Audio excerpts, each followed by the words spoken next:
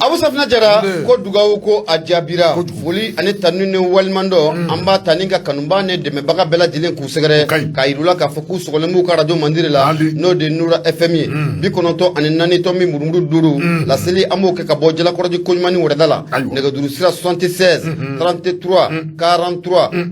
03 Abu Safina Jara n'i ma tori bila jikalan na a bɛ k'a ɲɛna ko jisuguya ye kelen ye mun ye le combat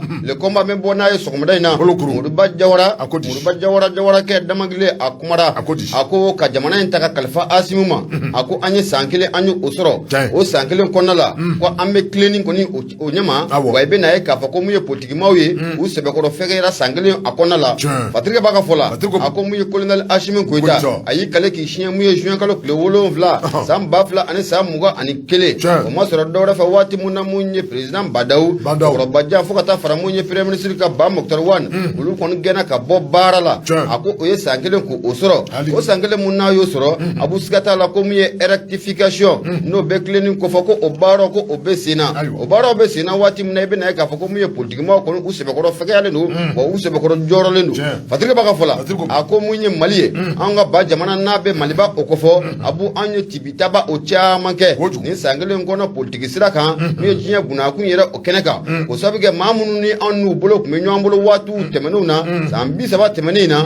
maa minnu bɛ fanga la nin waati in na olu nana an bolo sama ka bɔ olu bolo tɛ cari ka taa an bolo di mun ye grand puissance wɛrɛ ma n'a bɛ Irisi jamana n'a bɛ o kɔfɔ Abu Safina Jara a ko o san kelen kɔnɔ a kɛra sababu ye mun ye an marabaga jugu kɔrɔ mun tun b'an bolo n'a bɛ ba Faransi kɔfɔ ni k'u sɛbɛkɔrɔ dimi baara in kɔni ko a ma diya u ye fo k'a fɔ ko a ma diya u ye Faransi ye i da k'i kumunuma ka diɲɛ kuma bɛɛ kɛ mun ye jamana faama ye n'o bɛ colonel Asimu Koyita a n'a ka cɛ don Abu Safina Jara u ma segin kɔ u m'o bolo da Patrick b'a ka fɔ la a ko i bɛ na ye k'a fɔ ko maa caman bɛ an ka jamana kɔnɔ bi olu caman kɔni o nisɔndiyalen don mun ye jamana ɲɛma a bɛ ka baara mun ta ni ka Faransi jamana ka a sɛgɛrɛ ko maliden caman bɛ transition in fɛ bi koyi o sababu kɛ nin transition in san kelen Abu Safina Jara a kɛra sababu ye mun ye an ka danbe an ka hɔrɔnya mun ye an ka laadiriya Abu Safina Jara o minɛn ko o seginna anw ma Patrick b'a ka fɔ la a ko hali n'i y'a jateminɛ k'a lajɛ mun ye CEDEAO ye fo ka taa fara UEMOA kan u ye ŋaniya jugu mun ta ni san kelen kɔnɔ k'an ka jamana ni ka a sɛgɛrɛ waati mun na Zole dara ko malidenw ka bɔ ka u ka dusumakasi k'o yira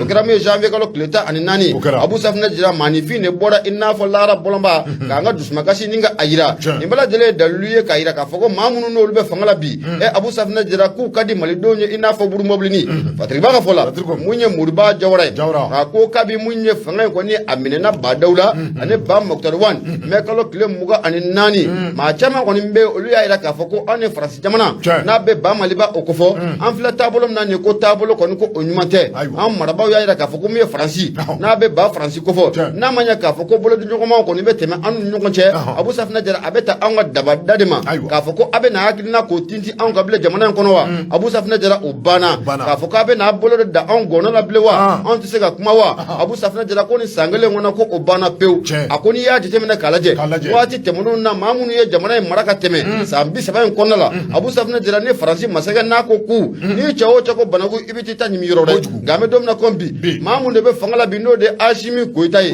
malidenw ma sigi n'a ye k'a fɔ abada ko an bɛna masakɛ sɔrɔ ko masakɛ minnu o bɛ na disi da Faransi disi la ni maakɔrɔni ko ku a b'a fɔ ko ku ni maakɔrɔni ko banamu a b'a fɔ ko banamu malidenw ma sigi n'a ye abada ko an bɛna cɛ sɔrɔ cɛ minnu n'o bɛ se k'i disi kɔni da Faransi disi la Patrick b'a ka fɔ la hali n'o y'a sɔrɔ mun ye jamana faama kɔni a ka nin miirina a ka di maliden caman ye koyi nka i bɛ na ye k'a fɔ ko maliden dɔw fana bɛ a man di olu ye cogo si la olu y'a yira k'a fɔ ko n'a ma ɲɛ k'a fɔ ko nin ko in bɛ nin taabolo in na ni Faransi yɛrɛ ka kɛlɛkɛcɛ minnu u senna ka bɔ an ka jamana kɔnɔ a b'u k'a bɛ kɛ sababu ye mun ye ka an ka lakana ni ka a fɛgɛya kosɛbɛ o ye maanifin dɔw kɔni hakilinata ye nka hakilina caman bɛ n'i y'o jateminɛ k'a lajɛ olu y'a yira k'a fɔ ko mun ye sɔrɔsi foyi tɛ se ka na an ka jamana ka a lakana n'anw yɛrɛ ka sɔrɔsiw tɛ an k'an ka sɔrɔsiw jɔ ka maramafɛnw san ka d'u ma k'u ni jɔ k'u dusu d'u la k'u ɲɛsin jugu ma ko foyi tɛna se ka an ka jamana kɔni ka a kisi ni Mali armée yɛrɛ kɔni tɛ Patrick b'a ka fɔ la mun ye Moriba Jawara ye ka bɔ le combat o kɔnɔna la Abu a ko ni san kelen kɔnɔna la Asimi ye waati min kɛ fanga la san kelen kɔnɔna la siga t'a la ko mun ye politikimaw yɛrɛ fara-faralen don koyi k'o sababu kɛ dɔw b'a fɛ an ka taa Irisi dɔw b'a fɛ an ka taa Faransi nka bɛɛ lajɛlen kɔni b'i ka daden kɔnɔ nin waati in na politikimaa minnu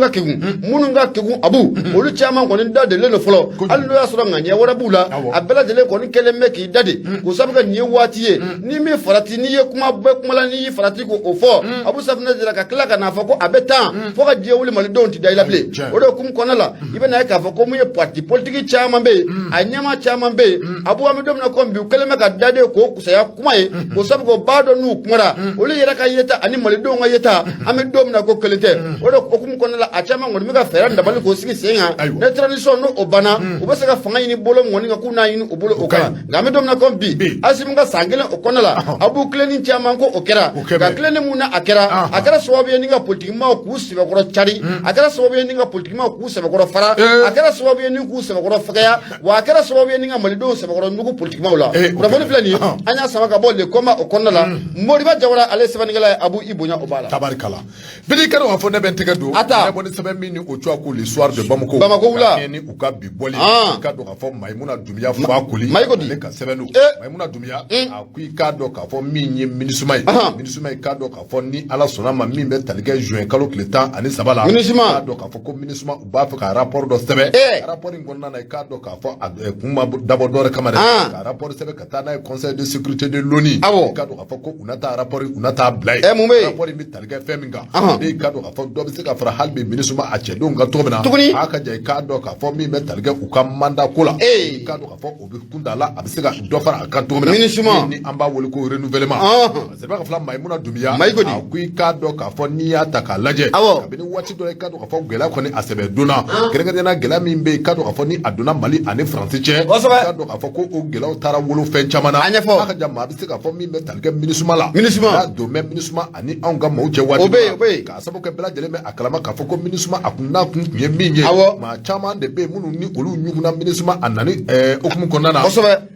ka sabo ke ikaru ka fo minisuma anani akundabora mingama akumanya ka fo namanya ka fo ko minisuma jen surasi kulu bela jele keme ka nyanzo ni ntomba ingoro ikado ka fo akumanya ka fo mi be talike bamanji kelela ay kado ka fo ko bamanji kele akuna se ka ban na fo kabini awati temenona akoni yira la ka fo ni minisuma mi ni abe on ve jamani ngoro minisuma si chama be akono ka bo jen jamani uste walo njama ngoro ikado ka fo olu surasu be anvea ka ni ataka laje ikado ka fo fe mi be talike minisuma ukabaro la ay kado ka fo malidon ama wasa soro u ka baraw kono ka sababu ke kado ka fo na ngerengere ma do ni manna ma kado ka fo na manya ka fo ko gwela ko ni nana sinzenja kado ka fo wati temeno na anga mali nyama ko ni yere kunta fa fiu ni metal ke kado ka fo minisuma u ka manda abise ka kura to na kado ka fo ni hagla mi ni aple ni mandi anga mali marabaw ye ke kado ka fo wuli ka jo ko ni be sira minisuma anyama bolo sama ani wati bela jelna mi se ka ke fere ni fere bi se ka sigitrom na kado ka fo minisuma aka manda aka se ka kura haka jay kado ka fo min be talge kado ka fo a effectif la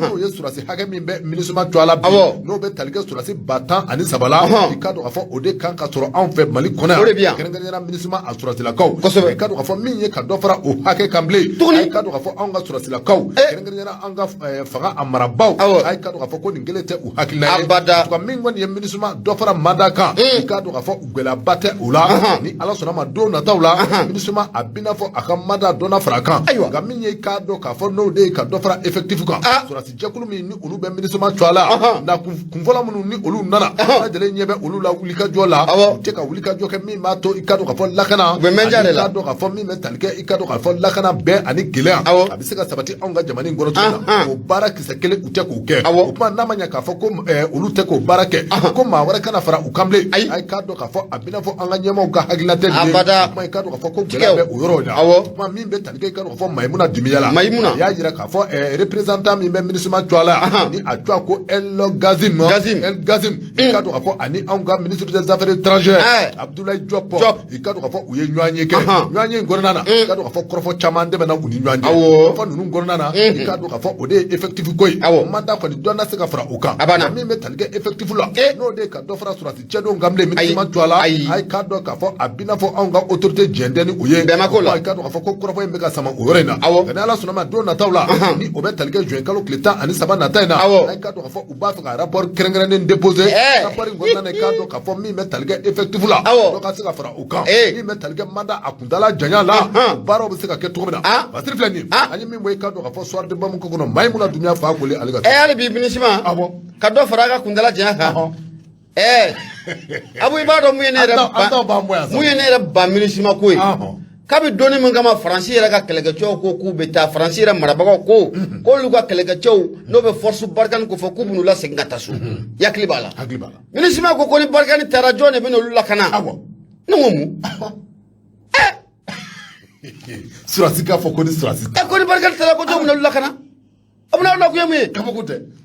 e bɛna dɔ fara an ka jama kan ja e yɛrɛ tɛ fɛn na yan aw nakun ye ka taa da hôtelbaw la ou bien mɛnjaba ninnu a tila k'a fɔ k'aw nakun y'o de kalo mana sa million caman bɛ taga a tigɛ a bɛ k'an denmuso bɛɛ hakili ɲagami n'o wari ninnu ye o bɛ ka kɛ dɛ a fɔra depuis kuma jan mɔgɔ dɔw banna ninnu na nin ko ma mais n'i y'i da maga MINUSMA na maa minnu n'olu bɛ baara kɛ MINUSMA kɔnɔ la olu y'a tila k'a fɔ ko k'i b'olu juguya de la non non an t'i juguya la koyi abada nka jama ka intérêt an b'o de défend e kɛlen ka intérêt o tɛ défend yan jama ka intérêt de bɛ défend n'a ma ɲɛ k'a fɔ ko MINUSMA u ka mandat ko a bɛ renouveler d'accord a ka renouveler nka Abu a bɛ renouveler ni condition mun ye olu bɛ ɲɛ f'u ye ka da kan ni n'u sɔnn'o ma salam la fati n'u ma sɔn o ma a banna min ye effectif ko ye fiyewu hali ni effectif ko bɛ se ka bɛn a la o mais condition dɔw de bɛ yen o de bɛ f'u ɲɛna aw tun bɛ ka baara kɛ cogoya kura min na ka tɛmɛ o de tɛ ɲɛ bilen e MINUSMA a ɲɛmaaw jateminɛ k'a lajɛ n k'a bɛɛ français de ye a ɲɛmaa bɛɛ tɛ français ye an ka mɔgɔw bɛ se ka condition na an bɛ se k'a fɔ ko bon ko MINUSMA a ɲɛmaa bɛ maa minnu bolo bi a y'a minɛ u la k'a bɛɛ di irisiw ma a ma ban kojugu c'est à dire que fɛn dɔ de don Mali marabagaw bɛ ka fɛɛrɛ dɔ de tigɛ sen kan Abu i bɛ taa n'i yɛrɛ ye ka sɔrɔ i ma gɛn quoi i bɛ taa n'i yɛrɛ ka sɔrɔ i ma gɛn quoi kunatɔ bolo ka sɔrɔ i ma sama i bɛ taa n'i yɛrɛ ka sɔrɔ i ma gɛn quoi bamanankan don e ɲɛ b'a fɛn mun talen na nin waati in na a fɛn fɛn taara i taara n'i yɛrɛ de koyi u bɛ taa n'u yɛrɛ ye de an b'i gɛn koyi an y'an ka condition de posé an y'a yirila k'a fɔ a ka di anw ye baara de ka kɛ tan a banna n'i bɛ se k'o condition remplir a banna salamu lafiya i bɛ to yan n'i tɛ se k'o remplir la porte est ouverte a banna i bɛ se ka taa anw ye nin f'u ɲɛna tabarikala a banna ala ka ɲaga d'a ma ami Abu Safinɛ Jara arajo o ye Nura FM ye 94 tɔmi murumuru 5 laseli an b'o kɛ ka bɔ Jalakɔrɔji Koɲumani Wɛrɛda la nɛgɛjuru sira 76 33 43 03 indépendant ne bɛ n bolo don n bɛ bɔ ni a ye Musa Sayon Kamara kɛ a kumara a ko n'i y'a jateminɛ k'a lajɛ mun ye juin kalo tile 6 sufɛla fɛ maaninfinw balila fɛn jumɛn de la anw ka jamana marabaaw bɔra ka décret nin k'o kalan décret min kɔnɔna la n'u y'a jira k'a fɔ ko min ye transition kuntala jana Abu Safinɛ Jara ko kalo 24 wa kalo 24 ko o baaraw daminɛna kabi mars kalo tile 26 Fatigiba ka fɔ la mun ye CEDEAO ye a yɛrɛ min da gulɔbaransigi ko ye CEDEAO a ye jaabili kɛ a ko k'an ka jamana ɲɛ marabaaw filɛ ka nin décret mun ka a ta tan CEDEAO maaw ko k'u y'a mɛn nka fɛn mun don Abu Safinɛ Jara décision mun ni a talen filɛ nin waati in na décision in taara waati la waati mun ni négociation bɛ sen na mun ye CEDEAO maaw y'a jira k'a fɔ ko o nimisa ko o b'o olu la Fatigiba ka fɔ la mun ye Musa Sayon Kamara a ko mun ye ni jɛkulu min bɛ n'an ka ma ko CEDEAO u ye jaabili kɛ ka ɲɛsin anw ka jamana marabaaw ka décret tali ma juin kalo tile 7 tɛmɛnen u y'a jira k'a fɔ ko mun ye jamana marabaaw ye décision mun ta mun ye transition kuntala janya ka kɛ kalo 24 ye a ko k'u y'a mɛn wa u y'a faamu nka Abu Safinɛ Jara ko nimisa ko d'olu fan fɛ dɛ o sabu kɛ nin kɛra waati ye waati mun ni négociation ko o bɛ sen na mun ye Fatirikɛba ye a ko mun ye juin kalo tile 6 i n'a fɔ n y'a f'i ɲɛna cogo min na mun ye jamana faama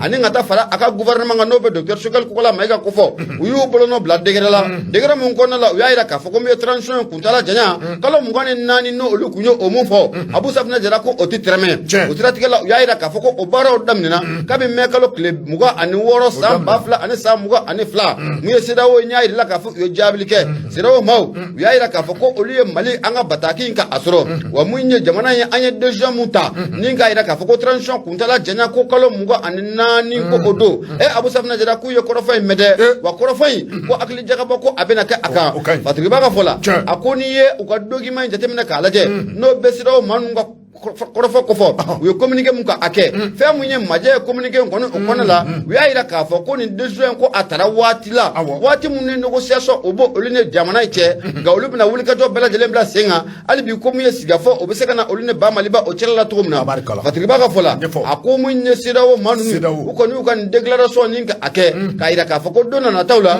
olu ka cɛkɔrɔba mun bɛ n'o de Goodluck Jonathan hali bi u b'o bila ka wulikajɔ kɛ mun ye Mali anw ni CEDEAO ni ɲɔgɔn cɛla la mun ye fɔ ka ben ko be se kana ani nyongo cela la togomna nga fatigiba ka fola munye Daouda Sayon Kamara kabo indépendant okonala ayira ka fo kabe ni décision ko ni ko atara ibe na ka fo ko ma chamanyi aklinata ko odigoy munye kolonel Abdoulaye Maïga ayira ka fo ko ali mawbe ga korofa mu fo ka fo ko mu chronogramme wati fese le okana wati fese le nani kala to ko be na ke manifu nga blue kuna ka fo ko bara do be sina munye sente jere jekulu o fe no bara ma abada Abu Safna jira ko munye chronogramme ko odili ko be ke bara ga munye kolonel Abdoulaye Maïga ayira ka fo ko maw ko ku aklisigi munye chronogramme odili o jakwa de wa Abu Safna jira o jakwa ni fini ako munye ninga ni amuna atarata ni decision mun ni jamana nyamaw yata ni degere mun ni jamana nyamaw yata be na ka fo ko M5RP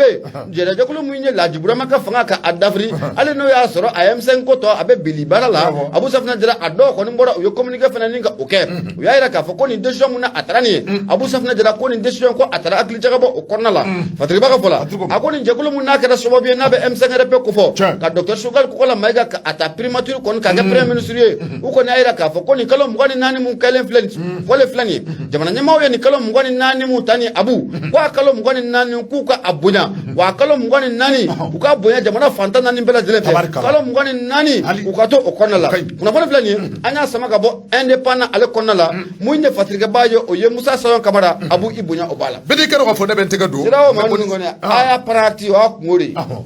ayanga decision ta anyanga decision abana anye transition adamnina wa baro damnina atewuli kalo mugani nani abana atewuli de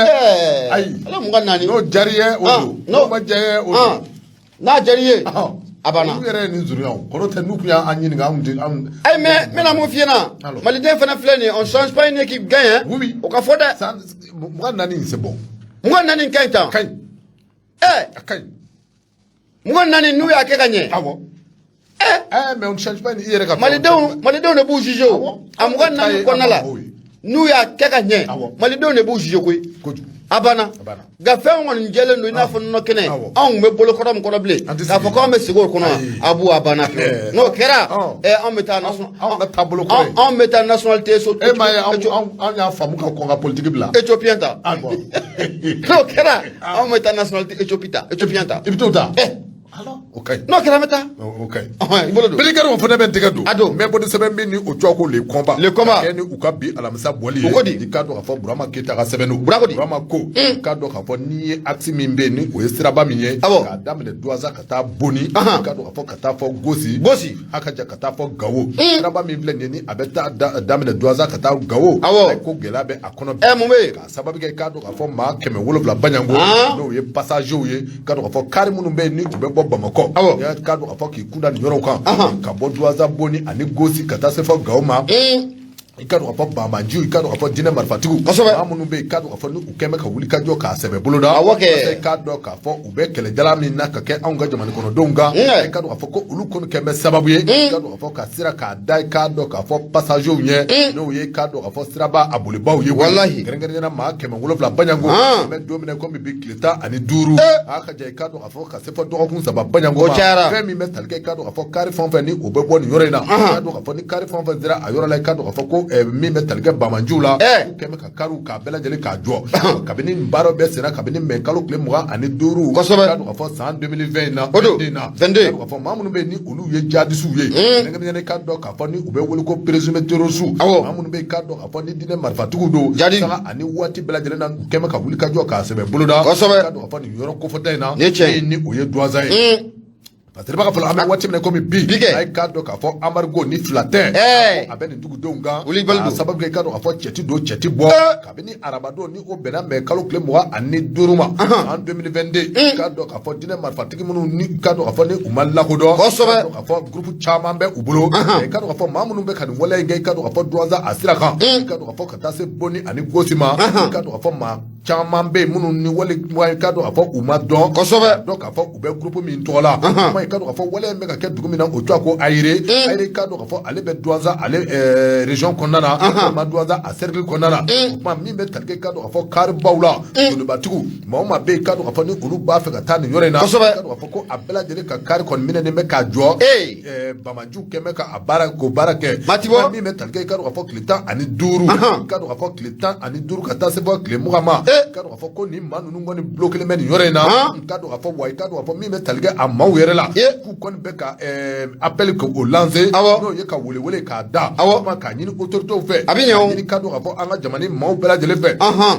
min bɛ tali kɛ dɛmɛ ani dɛmɛ la fɛɛrɛ ni dabali bɛɛ lajɛlen ka tigɛ ka olu sɛgɛrɛ k'a sababu kɛ ka do ka fɔ kabini u bloqué k'a daminɛ nin don in na ka se fɔ sisan ma n'o ye mɛ kalo tile 25 ka se fɔ sisan ma kosɛbɛ ka do ka fɔ dumuni fɛn o fɛn kun bɛ u kun a ka do ka fɔ ko u bolo sera nin bɛɛ lajɛlen ma o kuma ye ka do ka fɔ dumuni ko gɛlɛya kɔni n'a mɛ u sɔrɔ o kuma autorités ka fɛɛrɛ ni dabali bɛɛ lajɛlen tigɛ min bɛ tali kɛ ka do ka fɔ bamaji mun kɛlen filɛ ka kariw k'a bloqué u ɲɛ ka do ka fɔ ka u daga k'a bɔ u da la a bɛ kɛ o ka do ka fɔ taa ni ka segin a ka se ka nɔgɔya mɔgɔw ma cogo min na o bɛ kɛ wasiri filɛ nin ye an ye min bɔ ka do ka fɔ le combat kɔnɔ Burama Keita ale ka sɛbɛn don Burama Keita foli o bɛ taa ni ka a sɛgɛrɛ reflet d'Afrique Abu Safinɛ Jara ba ye ba bin siga t'a la dɔ kɔ sɛmɛlen bɛ dɛnɛ na reflet d'Afrique Balaji Touré a kumara a ko mun ye visite technique mun n'o bɛ kɛ an ka mobiliw la visite technique a kalifalen don cakɛda mun ma bi k'o kumana ko a ko kɛra famille ko ye wa k'o kumana a ko kɛra denbaya ko ye wa ɲininkali to min mun ye Balaji Touré ka bɔ le reflet d'Afrique kɔnɔ la a ye a sigi Fatigiba ka fɔ la a ko mun ye visite technique Mali o kɔnɔ la i bɛ na ye k'a fɔ ko ni visite technique Abu Safinɛ Jara k'a bɛ lawale a talen bɛ ka kalifa cakɛda yɔrɔ kelen pere ma an ka jamana o kɔnɔna o la a ko ni du ye ko in jateminɛ k'a lajɛ a talen bɛ ka kalifa mun ye cakɛda yɔrɔ kelen mun ma an ka jamana o kɔnɔ ko siga tɛ fɛn mun na kibaruya dɔw kɔni yirala k'a fɔ o cakɛda in ye ko ani an ka jamana masakɛ kɔrɔ dɔ Abu Safinɛ Jara k'u ka surun ɲɔgɔn na wa u bɛɛ lajɛlen ye denbaya kelen Fatigiba ka fɔ la a ko n'a ma ɲɛ k'a fɔ ko o ko kɛwale bɛ sen na hali bi an ka jamana o kɔnɔna la ɲininkali to min de bɛ sigi o bɛna Malikura ko kuma mun n'o bɛ sen na Abu Safinɛ Jara a ko a bɛ cogo di a bɛ kunna tigɛ ko a ka ɲɛfɔ Malidenw ye Fatigiba ka fɔ min ye Balaji Touré a ko n'i taara an ka jamana kɛrɛfɛ dugu ninnu caman bɛ yen Abu Safinɛ Jara k'i bɛ na ye k'a fɔ ko n'a ma ɲɛ k'a fɔ visite technique n'a bɛ di maa ma ko a bɛ caadi de appel d'offre de bɛ kɛ mun ye cakɛda o cakɛda n'i y'a dɔn k'i bɛ se k'a baara ni ka a timɛ Abu Safinɛ Jara ko sira ko a bɛ d'i ma a ti di cakɛda kelen pe ma abada e ka maaninfin joli ko min Abu Safinɛ Jara ko jamana tɔ la ko a ti kɛ ten abada nka ko an ka jamana in kɔnɔ n'a bɛ ba Maliba o kɔfɛ an ka visite technique a kalifalen don cakɛda kelen nin ma k'a bɛ lawale Fatigiba ka fɔra mun ye Balaji Touré a ko nin tɛ se ka faamuya cogo si la mun ye jamana ka mun ye jɛkulu dɔ k'o dɛmɛ denbaya dɔ k'o dɛmɛ jamanadenw ko kan ko nin ye janfa ye ka ɲɛsin mun ye jamana kɔnɔdenw ma Mali marabaaw minnu bɛ fanga la nin waati na u ka wuli ka jɔ kɛ ka cɛsiri k'o kɛ Malidenw bɛ se ka lafiya ni visite technique o la cogo min na Fatigiba ka fɔ la a ko mun ye cakɛda mun n'o bɛ ka an ka visite technique k'a baaraw kɛ bi Abu Safinɛ Jara k'i bɛ na ye k'a fɔ ko mobili caman bɛ yen mobili ninnu caman bɛ accident kɛ sira la ka sɔrɔ ko mun ye visite technique a baaraw de ko ma ɲɛ k'o de bɛ kɛ sababu ye ni mobili ninnu caman bɛ accident o kɛ mobili dɔw bɛ yen Abu Safinɛ Jara k'u bɛ bɔ visite technique la yɔrɔnin mun bɛɛ i bɛ na ye k'a fɔ ko olu bɛ taa maa 10 k'o sababu kɛ ko fɛrɛntanya y'o ye Abu Safinɛ Jara o ye fɛn ye fɛn mun n'a bɛ maaninfinw k'u kamana gan Fatigiba ka fɔ la hali bi a ko mun ye visite technique ye n'i donna a kɔnɔna la mun ye certificat minnu n'o o bɛ di maaw ma Abu Safinɛ Jara walasa i bolo fana ko o ka d'o kan Abu Safinɛ Jara ko ye wuli ka jɔ de bɛ kɛ ko mun ye yuruguyurugu fanga ko a ka bon o yɔrɔ in na kosɛbɛ Fatigiba ka fɔ la hali bi a ko minisiri mun n'o ka baara ɲɛsinnen nin cakɛda in ma ko a bɛ mun de makɔnɔ o Abu Safinɛ Jara walima ninnu bɛ ka baara mun kɛ a n'u jɛmakan don wa maa minnu tun bɛ ka nin baara kɔrɔ in kɛ ka tɛmɛ waati tɛmɛnenw na n'an ko Malikura ko Abu Safinɛ Jara ko minisiri k'a ka wuli k'i jɔ joona visite technique a monopole ka minɛ cakɛda kelen na k'a tila cakɛdaw ni ɲɔgɔn cɛ walasa ko min ye Malidenw ko bɛ lafiya Balaji Touré a y'a yira k'a fɔ ko mun ye ni visite technique a kalifalen don cakɛyɔrɔ min yɛrɛ la Abu Safinɛ Jara k'u ye wuli ka jɔ kɛ ka cɛsiri kɛ k'u yɛrɛ ɲininka u dalata la ko nka k'an bɛ don min na ko bi u ma se ka kuma kunnafoni filɛ nin ye an y'a sama ka bɔ reflet d'Afrique kɔnɔna la Balaji Touré ale sɛbɛnnikɛla ye i bonya o b'a la ayiwa ni hakilina ka ɲi awɔ o banna ko monopole ko in a banna jamana in kɔnɔ a ti ɲɛ o faut mettre fin à ça a banna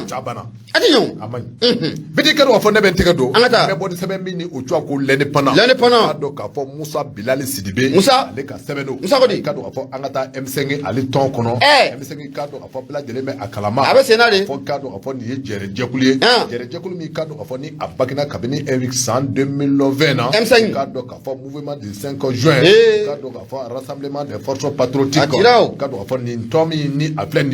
ye k'a dɔn k'a fɔ docteur Sukɛli Kukala Mayiga n y'a dɔn k'a fɔ hali bi i n'a fɔ bi ale na kɛ a ma kologɛlɛn dɔ ye a ɲɛma Siriba ka fɔ la ka dɔn k'a fɔ docteur Choguel Kukola Mayiga a y'a yira k'a fɔ n'i ye olu ka nin tɔnjɛkulu in ta k'a lajɛ i ka dɔn k'a fɔ maa hakɛ min bɛ yen i ka dɔn k'a fɔ ni olu bɛ k'a ɲini tɔgɔ bɛɛ lajɛlen na tɔn in bɛ se ka ci k'a da kolonji cogo min na i ka dɔn k'a fɔ ko o jama ka jɔ maa minnu bɛ yen i ka dɔn k'a fɔ ni olu b'a fɛ tɔn in a ka yiriwa a ka banba ko jama ka ca ka tɛmɛ minnu b'a fɛ a ka ci k'a da Choguel ko ten Choguel ko ten awɔ M5 ko yɛrɛ bɛ sen na wa a bɛ sen na M5 yɛrɛ pe abu a ko banna koyi kaba a ma banna tɔni bɛ dɛ awɔ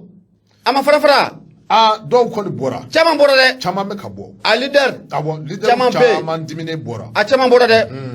hali bi awɔ hali bi tisotani bɛ sota bɛ bɔra kɔnɔ awɔ ayiwa a ka taa parce que ka fɔlɔ n'o ye Musa Bilali Sidibe Musa Bilali ale kɔni y'a yira k'a fɔ ka kɛ ni k'a dɔn k'a fɔ M5 olu ka deuxième anniversaire ni olu ka dɔn k'a fɔ u ka san fila ɲɛnajɛ ye walima i ka dɔn k'a fɔ san fila sɔrɔ i ka dɔn k'a fɔ o kɔrɔfɔ sɛbɛn min bɛ tali kɛ docteur Choguel Kukola Mayiga ale kɔni a ye kɔrɔfɔ caman fɔ i ka dɔn k'a fɔ Fasiriba ka fɔ la a y'a yira k'a fɔ n'i ye M5 yɛrɛ ta k'a lajɛ bɛɛ lajɛlen bɛ a dɔn k'a fɔ ko nin tɛ tɔn dogolen anw ka jamana in kɔnɔ waati min na i ka dɔn k'a fɔ wulikajɔ kɔni bolodala i ka dɔn k'a fɔ jamanikutigi kɔrɔ Ibrahim Boubacar Keita Ala ma hinɛ na i ka dɔn k'a fɔ jamana kɔnɔden caman de bɛ yen politikima caman bɛ yen a ka ja ka taa se fɔ société civile ani diinɛ ɲɛmaaw caman ma bɛɛ lajɛlen kɔni sina ka taa ɲɔgɔn sɔrɔ nin tɔnjɛkulu in kɔnɔ walasa i ka dɔn k'a fɔ fanga min bɛ yen ni o bɛ wele ko Ibrahim Boubacar Keita ka fanga i ka dɔn k'a fɔ ani Kajo Karimu den Karimu i ka dɔn k'a fɔ a fanga in bɛ se ka dafiri cogo min na o ka dɔn k'a fɔ o baara in kɔni kɛra i ka dɔn k'a fɔ baara in taara sabati waati min na i ka dɔn k'a fɔ docteur Choguel Kukola Mayiga waati min na i ka dɔn k'a fɔ premier ministre kɔni taara ka di ale ma o kɛra a kɛra i n'a fɔ i ka dɔn k'a fɔ maa dɔw kɔni bɛ yen a kɛra i n'a fɔ i ka dɔn k'a fɔ Naji bɔnnen bɛ olu tɔ la a ti taa k'a fɔ dɔw kɔni ma jɛn ni nin ko in ye a ka ja hali n'a y'a sɔrɔ u bɛ tɔn kelen kɔnɔ nka maa caman de bɛ yen minnu n'i ka dɔn k'a fɔ olu ye wulikajɔ sɛbɛ boloda i ka dɔn k'a fɔ M5 ni RFD a taa la maa caman bɛ yen minnu ni olu kɔni dimina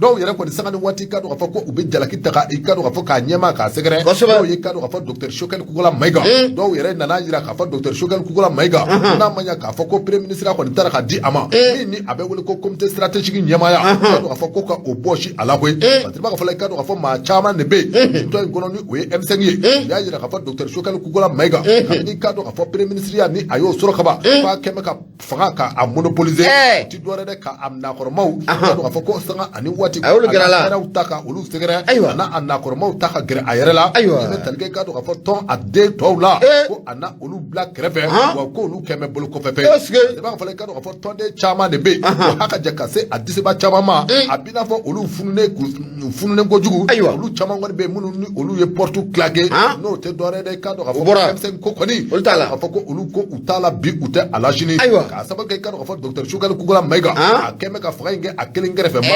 a kɛn bɛ ka kɛ a kelen kɛrɛfɛ ko ye min bɛ tali kɛ i ka dɔn k'a fɔ ani a jɛɲɔgɔnw dɔrɔn olu de bɛ ka fanga in dirige ayiwa ka fɔ la n'o ye Musa Bilali Sidibe Musa Bilali a y'a yira k'a fɔ ko nin kɔrɔfɔw sɛbɛn docteur Choguel Kukola Mayiga a ye kɔrɔfɔ caman fɔ a y'a yira k'a fɔ min bɛ tali kɛ i ka dɔn k'a fɔ kabini ale nana fanga la i ka dɔn k'a fɔ a ye san kelen sɔrɔ wa i ka dɔn k'a fɔ ka kɛɲɛ ni ka dɔn k'a fɔ a bɛ M5 kɔnɔ i ka dɔn k'a fɔ fanga in kɔnɔna na wulikajɔ caman de bɛ u ye u boloda kɛrɛnkɛrɛnnenya min ni a bɛ wele ko lutte contre la corruption et l'impunité kosɛbɛ dɔwɛrɛ dɛ min bɛ tali kɛ yuruguyurugu kɛlɛ ni ɲakinibaliya o kɛlɛ u bɛ k'o kɛ a ka jan min bɛ tali kɛ ko élection libre et transparente élection min bɛ i ka dɔn k'a fɔ don nataw la dɛ a bɛ se ka kɛ élection jɛlen ye jamana kɔnɔden bɛɛ lajɛlen bɛ se k'i yɛrɛ sɔrɔ élection min kɔnɔ o baaraw caman de bɛ yen minnu ni u bɛ o baaraw kan ka kɛ i ka dɔn k'a fɔ gɛlɛya caman de bɛ yen i ka dɔn k'a fɔ ni olu nana sɔrɔ k'a sɔrɔ o gɛlɛyaw bɛ jamana in kɔnɔ i ka dɔn k'a fɔ u ye o baaraw caman kɛ ka kɛ min bɛ tali kɛ i ka dɔn k'a fɔ miliyari 100 baɲanko la i ka dɔn k'a fɔ ko o kɔni n'i y'a ta k'a lajɛ bi o miliyari 100 i ka dɔn k'a fɔ ko u y'o sera k'o bɛɛ lajɛlen salo ka bila jamana ka wagade kɔnɔ walasa i ka dɔn k'a fɔ jamana a bɛ se ka i yɛrɛ dɛmɛ ni o ye cogo min na wa o tɛ dɔwɛrɛ dɛ i ka dɔn k'a fɔ wulikajɔ bɛɛ senna min bɛ tali kɛ corruption na ni o ye impunité corruption yuruguyurugu wariw bɛɛ lajɛlen sɔrɔla o siraw kan miliyari 70 baɲanko u y'o ta i ka dɔn k'a fɔ o bilara armée ka bolo kan walasa i ka dɔn k'a fɔ min bɛ tali kɛ hali bi armée a ka cɛsiri bɛ se ka yiriwa cogo min na k'a fɔ ko o baaraw bɛ senna i ka dɔn k'a fɔ o baaraw sɛbɛn kɛra i ka dɔn k'a fɔ ko u ye wulikajɔ sɛbɛn boloda a ka jan i ka dɔn k'a fɔ jamana a foroba cakɛyɔrɔ minnu bɛ yen min n'i ka dɔn k'a fɔ o bɛ wele ko terrain de vie i ka dɔn k'a fɔ jamana a foroba baarakɛyɔrɔ minnu bɛ yen minnu kun bɛ dun o yɔrɔw la fɛɛrɛ ni dabali bɛɛ lajɛlen politique ka do ka fɔ ko o waru sɛbɛ joya wala se ka do ka fɔ jamana gwɛlɛya min ni an bɛ a kɔnɔ kan kula mega ko a da sere ka do ka fɔ hakaja gwɛlɛya min bɛ Mali ani CEDEAO cɛ gwɛlɛya min bɛ Mali ani CEDEAO cɛ a da sera ninnu bɛɛ lajɛlen ma kɔrɔfɔw u ka ca kosɛbɛ Fatiri filɛ nin ye an ye min bɔ ka do ka fɔ indépendant kɔnɔ Musa Bilali Sidibe ale ka sɛbɛn Musa Bilali Sidibe foli o bɛ taa ni ka a sɛgɛrɛ nouvelle horizon ne ba ale sama ka gɛrɛnna maa mun kumalen don a kɔnɔ o de ye Toguna A Tarawele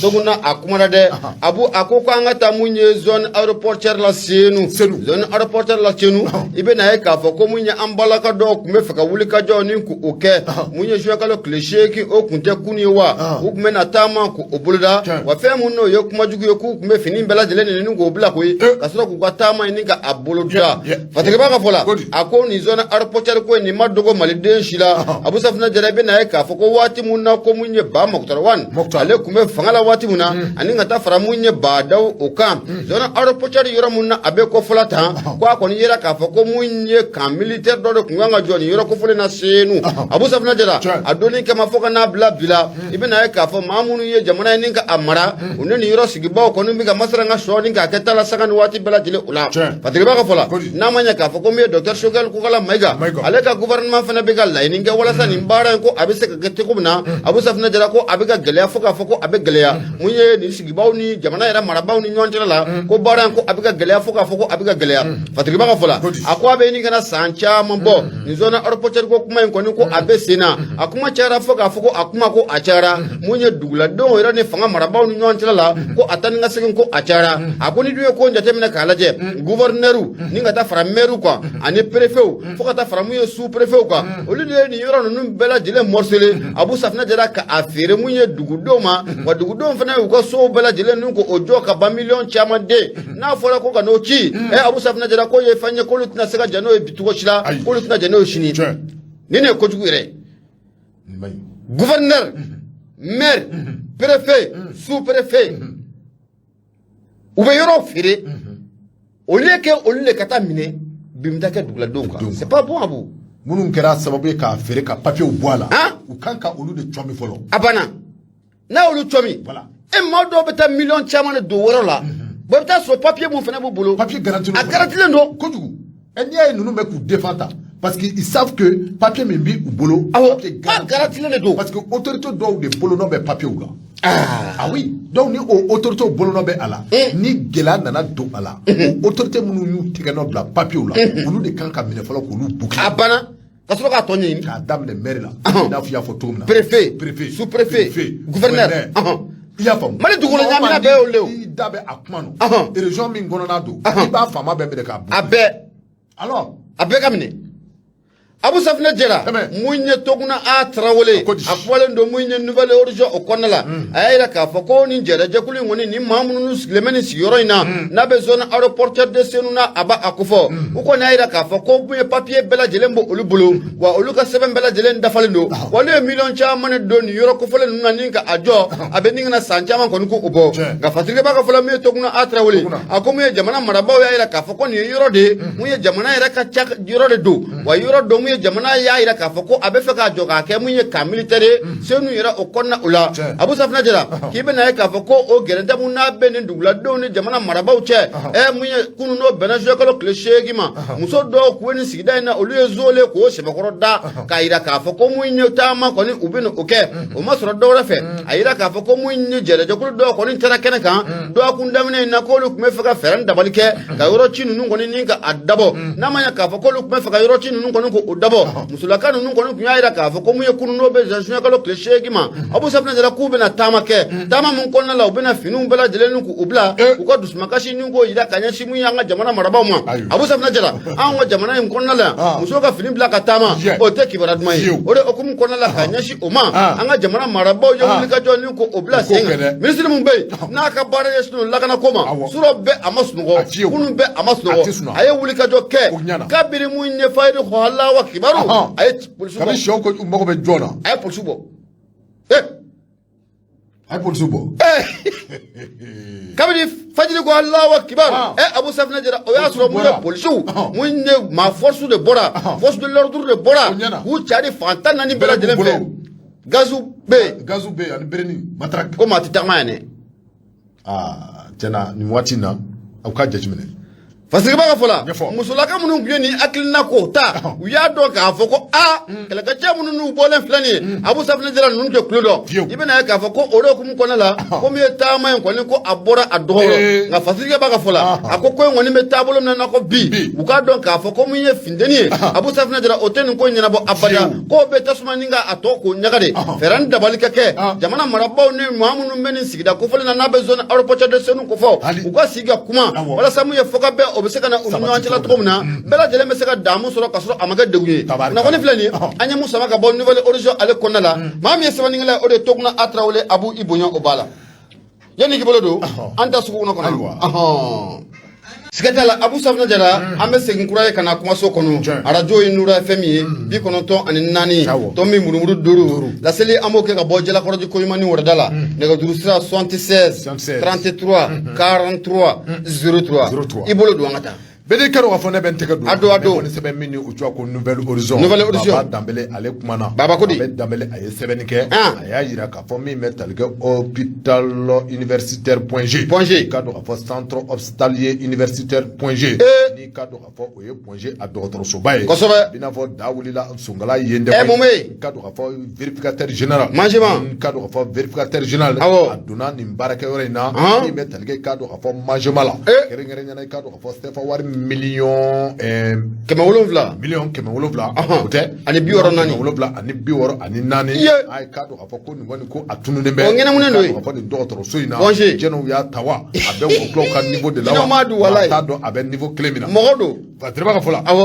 i ka dɔn k'a fɔ vérificateur général mɔgɔw don k'a fɔ ko a ye wuli ka jɔ a ye a boloda bɛɛ lajɛlen bɛ a kalama k'a fɔ nin baara in a bɛ kɛ cakɛda caman na a b'i n'a fɔ nin sen na i ka dɔn k'a fɔ vérificateur a ka baara kɔni i ka dɔn k'a fɔ a kunkilenna kɛra yɔrɔ min ye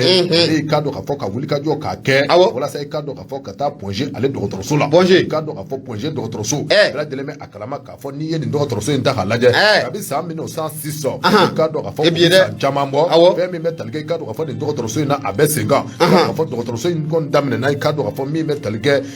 fɛn min bɛ wele ko hôpital militaire n'o ye ka dɔn k'a fɔ hôpital militaire n'o ye surasilakaw ka dɔgɔtɔrɔso ye point G dɔgɔtɔrɔso a bɛ n'a fɔ olu kɔni u y'a daminɛ ni o ye n'o ye k'a dɔn k'a fɔ hôpital militaire ni hôpital militaire in kɔni nana yɛlɛma i ka dɔn k'a fɔ k'a taa laban i ka dɔn k'a fɔ min bɛ tali kɛ foroba dɔgɔtɔrɔso la ni ka dɔn k'a fɔ ni malidenw bɛɛ lajɛlen bɛ se ka furakɛ yɔrɔ in na furakɛli in kɔnɔna na i ka dɔn k'a fɔ furakɛli caman bɛ kɛ dɔgɔtɔrɔso in na min bɛ tali kɛ traitement la i ka dɔn k'a fɔ jalizumu ani ka dɔn k'a fɔ bana caman de bɛ yen urgence i ka dɔn k'a fɔ ani ka dɔn k'a fɔ musolasiritɔw nin bɛɛ lajɛlen ye baara min ka dɔn k'a fɔ ni a caman bɛ kɛ yɔrɔ in na wa i ka dɔn k'a fɔ min bɛ tali kɛ hôpital du point G i ka dɔn k'a fɔ an ka marabaw olu kɔni ye fɛɛrɛ ni dabali bɛɛ lajɛlen tigɛ i ka dɔn k'a fɔ a bɛ se ka kɛ centre hospitalier cogo min na walasa i ka dɔn k'a fɔ bana sugu bɛɛ lajɛlen ka se ka furakɛ a yɔrɔ la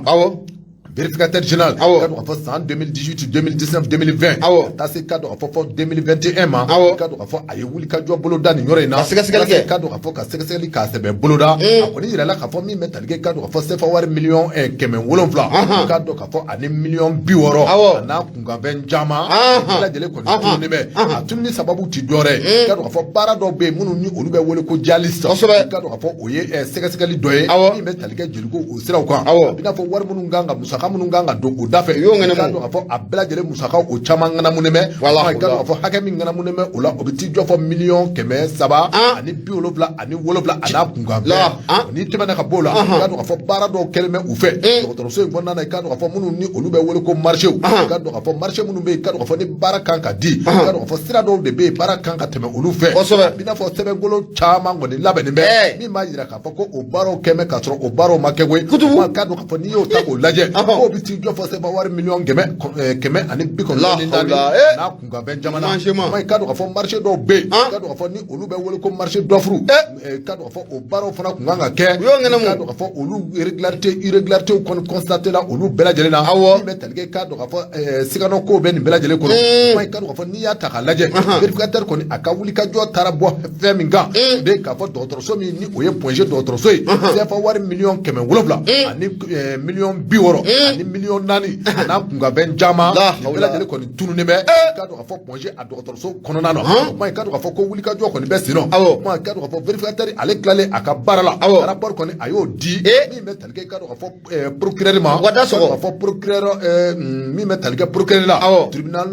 près du tribunal de la grande instance ka do ka fo ni oye poli économique ay ka do ka fo ko doni ay ka do ka fo ko ni kuna jama ke a ko docteur chama mita yere so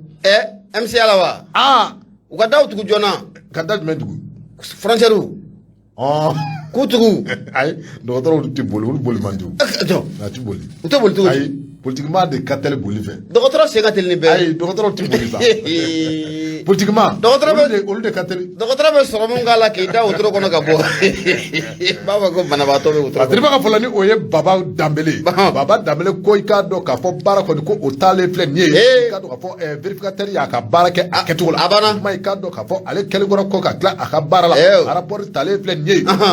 ika do ka fo ka rapport ka di procureur ma mai ka do ka fo poli économique ko ubina bara ubina wuri ka jo ka boloda ai ka do ka fo ko ni ye docteur so bay nda halaje administrateur chamambe anyama chamambe ai ka do ka fo ko dawuli mes ngala maye ka do ka fo ko kono kwa abe ma chamana ni nyore na wati na tawla ai ka do ka fo mi me talga docteur so point jela ai ka do ka fo ko wuli ka jo ana boloda ka do ka fo na folo mun ni atunne fleni anye krengre ne bisika don to mina parce que fleni anye mi mo ka do ka fo nouvelle horizon kono baba damele ale ka sebelu baba damele foli obetani ka asegre indépendant abune ba ale samaka gerana munye Ousmane Laji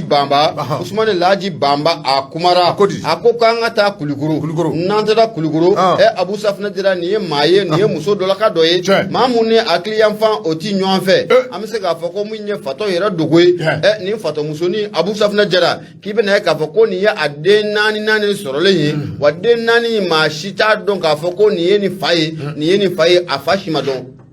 denani afashima don denani ji afama don ashifama don ire ka fe amitraw la khawde abada e jarla ko jogo ay fiu a jogo ni yeni ko sege jara do sa ni manjima femme na tiki to ko bien ni manjima femme kelen to ko bien ay tote jarala ni manjima femme ni o dani fofo tugu kala la hawla ni tugu kala la abisinga abe kone na ye jamu bo abe kone pluga trawle abita ke dabele abada afiyo abe ke kone jara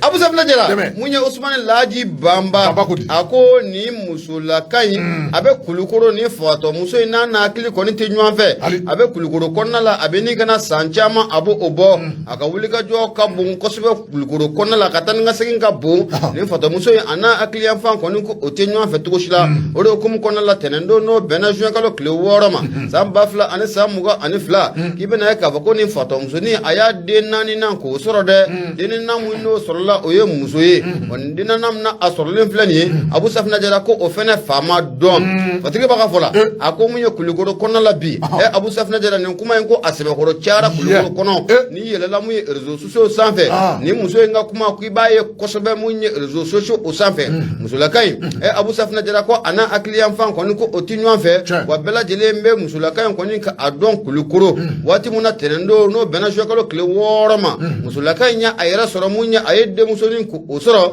ga de musoni ko ni mashita don ka fako afaye muye yano oche ibena ka fako munye ni musula kai ayede saba soro kateme mashita do ode saba fene faye fen jume o stratikala ibena ka fako ngunu kuma ochara ulika jo kera muye siga sigali baro be sina ma do ayira ka fako munye ni bara ntaka muni musula kai ka asagare den nani ashi falaka ko o mado ayira ka fako ni mado de ka bara ye mamunu ka bara do ne ndafolo no akadu kosoba ku ka karamogo de be fere ndabal puina ku ka fere bela jelenge munye fatomsoye Abu Safna jara ko ni ye kono ko dawla ko abe ka sababu ko nafolo ko atobe yirwa fatuba ka fola akoko munye ngunu bo ayira ka fo ko ni fatomsoye nga de nani ko sigata la ko abela jelen sorlo o srafe ko sabuka ko mado ka nafolo ni srado wa munye karamogo de ba Allah se munye ma sa ko ka abara nunu ko ke waya fama de ne ma fode karamogo ka ma fode a sebenari Eta la kalele. Na amabota ko de. Eta la kalele. Yoro. Seben kala to be. Bana. Tabarkala. To bala. Abu Safna tela. Ki be na e ka fo ko ma do fene ya ira ka fo. Ko ma munu nga bara yini e Abu Safna tela ko ma jugo de do. Ko ma munu do ko udura ko le no kosobe. Nga fatirge baka fola. Mu nye wuli ka do ko ni kera mu ye terendo juin kalo kli worama. Inde musoni directrice mu régionale de la promotion de la femme de l'enfant et de la famille. O musulaka mu be kuligoro no de madame Bokuma Awa Gino. Donc na muso ko akoni ye de ninga amine. Ale ko ne de mine ka feren dabali bala jelenke de mese ka lakana tugumna mu ye de ngoni abese ka kajina tigara ka lafiya o konna la tugumna. Nga yano chako mu protection civile maw. O le tra de ngoni ka amine ka ta di mu nye madame Bokuma Awa Gino ma. Ko sabe ke ale ka chaka de nyeshnu nimbara nunu uma. Iga nyama ko ka mago be ministre somna nedo. Promotion de la femme, de l'enfant et de la famille. Ko ne kadai. Quoi ne kadai? À côté. Le ministre so ne kadale. Awo ko ne kadale. Est-ce que tu as le ministre so ina? Chati baraki. Alat naka ma folo e. Au moins, faut aller là. Chef FMB, c'est des chauffeurs. Ah non, ça je te dis. Tchété au ministre Sola. On dit promotion de la femme, de l'enfant et de la femme. On a égalité au pas de tchèque, moi à boire. Égalité. Égalité où il y aura domaine ou béou. Mais le niveau est là. N'a quoi habiter. Mais tchèque. Ati, place n'y a pas soré. Eh. Aïe. Aka yoro waranyini. Nous est déféré d'ama, quoi que ça de. Ngo lube musoui. Pour petit dama. Pour tchèque, on doit aller à bout. Ah, aïe. Namakata tira bo. Comme nyama kodo. Là la be fola le. Awu ibe na ye ka fo ko munye sana yele kalanso mu fana be jamana kono oluga la sigi de mu fana no be kuluguru kono la no de bala keita ko nyaira ka fo ko saka ni wati bela jilena ni de kun ko be ta ka munye mamunu be nunu akliya faunte nyon fe ko de kun ko be ta ku saka jamana kono la udunte se ku yera ko ni ku defante ko sla ko de kum kono la wuli ka jobe bla manu so ma ni ya don ka fo kika ma ko ni be na jango musulaka ko odo abu na akliya fan ko ni ko ote nyon fe feran dabali ke ka se ka gari yirala ko sabu ga munye ni gelan nu chama ni aye abu soro munye ukara den kere fedi una fani ngoni flani anya sama ga ba munye ene pana ale konnala Ousmane Laji Baba ale sama ngala yi bunya obala ali bedi karo wa fone benti kado ne boni sebe mini otua ko l'indicateur du renouveau y code du miaka sebeno ay kado ka fo layem oui association des élèves et étudiants du Mali ay kado ka fo ko do na tawla bina fo nunu ma fe kado ka fo anga transition ba fe ka transition ka asebe bagabaga transition haka jaka kala bla u sengoro ko parce que ba ka fele ka fo ni o y dumia ya jira ka fo ko association des élèves et étudiants du Mali oser lutter pour ça oser vaincre wala lutte continue ko kado ka fo 72 heures de grève no ye kado ka fo klesaba grève ye kado ka fo ko u ye au papier u yo au bla ministre ka boloka kado ka fo ka ministre ka ladonia kado ka fo nunu ba fe ka grève mi nke nunu ba fe ka kala ka ayobo yaba do na tawla kado ka fo asababu ye fen chamanye de coordination ni oyu ka nyema ya soyi ko ni yajira ka fo ni ya takalaje ame wati mena ko mi bi ay kado ka fo ko olu be ukele bolo kazare wa kado ka fo ukele ga se ko ube aka sababu ke kado ka fo ubina klesaba grève ke saba grève inko abina damne kado ka fo juin kalo kle muga ani fla ata se akle muga ani nanima ay kado ka fo uka klesaba grève metal ge fen chamana ay kado ka fo ko ni klesaba grève ni akra e ko ni ya be la nyini minga nyerebo o la nyinu make nyerebo pe kado ka fo ko una do fara akundala kan haka je kado ka fo mi me wole ko année scolaire ni oye kado ka fo nyina zaye biseka atoka adongala mala tomina awo kwa sabali kwa sabali maître Bousson no le abla no mata o tere de kwa sabali grec dumia ako kado ka fo mi metalge uka cahier de charge la uti dore da mi metalge kado ka fo uka la nyini seba una ni uye mi ni uya déposer ministre ale reka tabali kan ako ubi kuma fen jama kan kado ka fo mi metalge folo la uti dore da fonction publique mi ni a concours kere kose na kado ka fo bla jele me akrama ka fo onga jamani ko antara tabolo kono tabolo mi ni abe ko système LMD uti dore da kado ka fo diplôme astana yele be adamne licence la master ani doctorat diplôme qualité sabay kado a fo ko kala abla de lebita kunje ni nuye sabay kado a fo diplôme mi ni oye adamne no be wole ko licence fonction publique mi ngara ko say na kado a fo ko licence tikmu be ala kado a fo ko uma oluta en compte kado a fo ko ni kelenye flana ye muye ni ye anga université uta ka laje bi ay kado a fo mi metal ka classe ndanyana mi metal ka kado a fo salimu be ni olu be wole ko amphithéâtre kado a fo olu ye sali bawe ye classe ba ka do ka fo min be talike ma kɛmɛ duuru ma kɛmɛ wɔɔrɔ aka jakate ma kɛmɛ wolonwula ma olu bɛ se ka don classe so ba min kɔnɔ ka fɔ ko o manque ni o ye o gwɛlɛ ye o gɛlɛya bɛ bɛɛ école la ma ni y'an ka école so ta k'a lajɛ hali bi i ka dɔn ka fɔ écoledenw y'a yira k'a fɔ min bɛ talikɛ olu ka bourse kow la ka fɔ sanga ani waati bɛɛ lajɛlen na bourse ko gɛlɛya u bɛ senɔ a ɲaaminen don sababu kɛ i ka dɔn ka fɔ bourse u bɛ retard ta parce que b'a fɔ ni o ye Y dumiya ye a y'a yira k'a fɔ hali bi écoledenw i ka dɔn ka fɔ ko dusuma kasara bɛ u kan ma i ka dɔn ka fɔ min bɛ talikɛ n'i ye écolesow ta k'a lajɛ min bɛ talikɛ i ka dɔn ka fɔ ɲɛgɛn minnu bɛ yen ɲɛgɛn ninnu i ka dɔn ka fɔ ko u tɛ ladilan i ka dɔn k'a fɔ min bɛ talikɛ écoleso yɛrɛ a cours kɔnɔna na ko ninnu bɛɛ lajɛlen yɔrɔ minnu ni a bɛɛ lajɛlen a nɔgɔlen bɛ i ka dɔn ka fɔ min bɛ talikɛ écoleso min bɛ yen ni o bɛ wele ko F5 F5 i ka dɔn ka fɔ ko ale cours kɔfɛ ɲamantonba dɔ kɔni tonnen bɛ yen i ka dɔn ka fɔ ko o bɛ san caman bɔ o ɲamantɔw bɛ yen i ka dɔn ka fɔ ko ninnu bɛɛ lajɛlen ye olu ka laɲini laɲiniw ka ca kosɛbɛ ma i ka dɔn k'a fɔ ko ɲamantɔn min bɛ F5 kɔfɛ i ka dɔn k'a fɔ ko ni ɲamantɔn in ma cɛ a kɛn bɛ sababu ye ka gɛlɛya caman don écoledenw kan i ka dɔn k'a fɔ ko u sigilen bɛ classe kɔnɔ fɛn min bɛ talikɛ ɲamantɔn a gazi la i ka dɔn k'a fɔ ko a bɛ se u ma koyi maa minnu fana bɛ yen ni olu bɛ wele ko IFM sortant minnu bɛ yen i ka dɔn k'a fɔ ni olu ye i ka dɔn k'a fɔ duguma écoleso maître ye olu mana tila kalan na min bɛ talikɛ i ka dɔn k'a fɔ a bɛ san caman bɔ concours tɛ ka organiser walasa olu bɛ se ka ta ka don foroba baara a kɔnɔ cogo min na nin ye gɛlɛyaw ye gɛlɛya minnu ni u ka ca kosɛbɛ kuma min bɛ talikɛ hali bi ina na ina i ka dɔn k'a fɔ ɲana nin waati na ale bɛ ina o ye écoleso ye min bɛ talikɛ théâtre bɔlaw la olu bɛ kalan nin yɔrɔ min na kuma i ka dɔn k'a fɔ ka taa se journalistes ma ani animateurs maa caman de bɛ kalan kɛ nin yɔrɔ in na a ka jan i ka dɔn k'a fɔ seko ani dɔnko i ka dɔn k'a fɔ o bɛ kalan nin yɔrɔ in na kuma maa caman de bɛ yen minnu ni olu ye seko ani dɔnko tigilamaaw ye anw ka jamana in kɔnɔ nin bɛɛ lajɛlen kalanna nin yɔrɔ in na kuma ko n'i ye nin yɔrɔ in ta k'a lajɛ a b'i n'a fɔ bi bi na ye komi bi a bɛ suguba a don mɛ o camancɛ la kuma kɔni fɔra waati dɔ la k'i ka dɔn k'a fɔ yɔrɔ in kɔni ko a feerela wa i ka dɔn k'a fɔ ko a n'a transfert ka taa fan wɛrɛ fɛ n'o baaraw ma se ka kɛ hali bi ninnu bɛɛ lajɛlen de ye gɛlɛya ye i ka dɔn k'a fɔ gɛlɛya minnu ni u da bɛ ɲɔgɔn kan kuma i ka dɔn k'a fɔ ko olu bɛna kɛ sababu ye min b'a to u na grève ka 72 heures ka o grève k'o déclarer kuma i ka dɔn k'a fɔ tile saba grève min ni u bɛna kɛ kuma i ka dɔn k'a fɔ transition ɲɛmaw n'u ma fɛɛrɛ ni dabali bɛɛ lajɛlen tigɛ i ka dɔn k'a fɔ ka u ka laɲiniw don bala ko i ka dɔn k'a fɔ min bɛ talikɛ kala la u n'a don u senkɔrɔ walasa i ka dɔn k'a fɔ sa a bɛ se ka yobo jaba cogo min na matiri filɛ nin ye an ye min bɔ indicateur du haut niveau kɔnɔ Y dumiya ale ka sɛbɛn Y dumiya foli o bɛ taa ni ka a sɛgɛrɛ Abu Safina Jara mun ye association des élèves et étudiants du Mali n'a bɛ AM ko fɔ an bɛ foli ta ni k'u sɛgɛrɛ nka o ka revendication ninnu bɛɛ lajɛlen na kelen b'a la Abu o Mali hakili minɛ cogo si la mun ye F5 ɲamaton ko Abu Safina Jara o tɛ bi ko ye o tɛ bi ko ye o tɛ bi ko ye dɛ mais hali bi ko tɛ n'u y'a fɔ u ka revendication na là peut-être qu'ils ont vu maintenant que ça leur dérange o tɛ bi ko ye dɛ a bɛ k'u déranger sisan kosɛbɛ u y'a senti parce que o tɛ bi ko ye o tɛ bi ko ye mais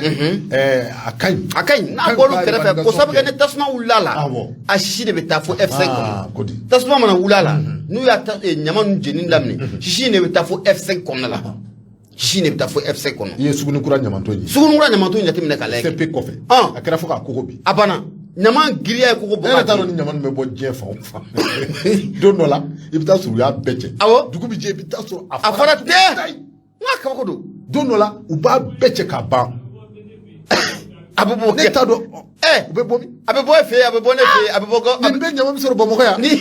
la ilaha e ko ɲama don bɛ nin yɔrɔ in na ayi n ko i y'a fɔ cogo min na u b'a bɛɛ fura nka jɛ sisan nka dugu mana jɛ i hakili b'a la na waati i bɛ taa kulu jɔlen sɔrɔ yen Asimi na waati o ye mansinw bila awɔ o kɛra bɛɛ lajɛlen salon k'a ko k'a jɛ da awɔ i y'a faamu o kɛra mais o ma tɛmɛ tile 3 kan i b'a fɔ ko ayi ko u ye ɲama min kɛ k'u tila ka segin n'a kelen awɔ maa fiyɛ dɛ ɲama bɛ Bamakɔ e ko